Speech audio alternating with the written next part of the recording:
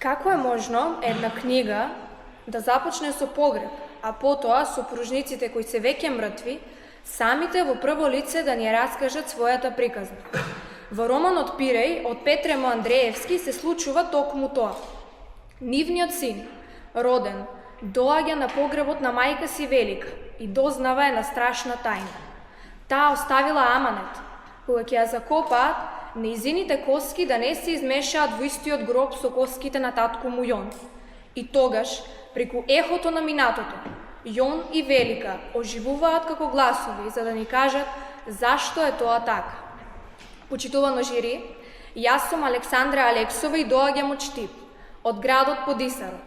Денес сакам да ве однесам на двата фронта во оваа книга.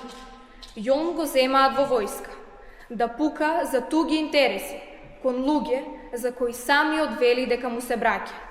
Судбината си поигрува со него толку сурово што на фронтот, без да знае, го заробува сопствениот брат, кој се борел на спротивната страна. Брат против брат. Таму Јон гледа страшни слики.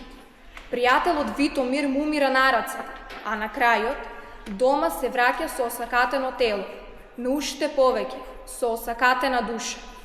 А дома, во селото, Велика го живее вистинскиот пекол зад фронтот. Во време на страшна сиромаштија и колера, таа ја води најтешката битка, да ги спаси своите 5 деца.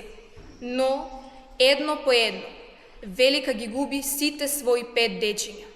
Замислете таа мајка, која од преголема мака и лудило од болка, почнува да игра и пее околу гробовите на своите деца, само за да го избрка злото, пред да падне во несвест на снегот. Кога војната завршува, Јон конечно си доаѓа дома. Но, штом дознава за смртта на сите своји 5 деца, од шок побелува во косата за само една ноќ.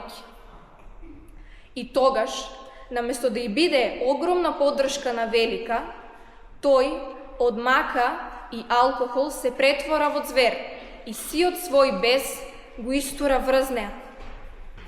И тука, книгата не остава во тотална неизвестност. Дали и што ќе се случи понатаму, затоа што Велика останала сама, претепана, измачена во темната плевна, во тешки породилни болки, а на само неколку метри во куќата, Јон бил пијан и полуден до смрт. Што ќе се случи со судбината на новороденото бебе во плевната? Дали од болката може да се роди нова надеж? Ако сте љубопитни, ве предизвикувам да го прочитате романот Пиреј од Петре Андреевски и да ја дознаете символиката на пирејот.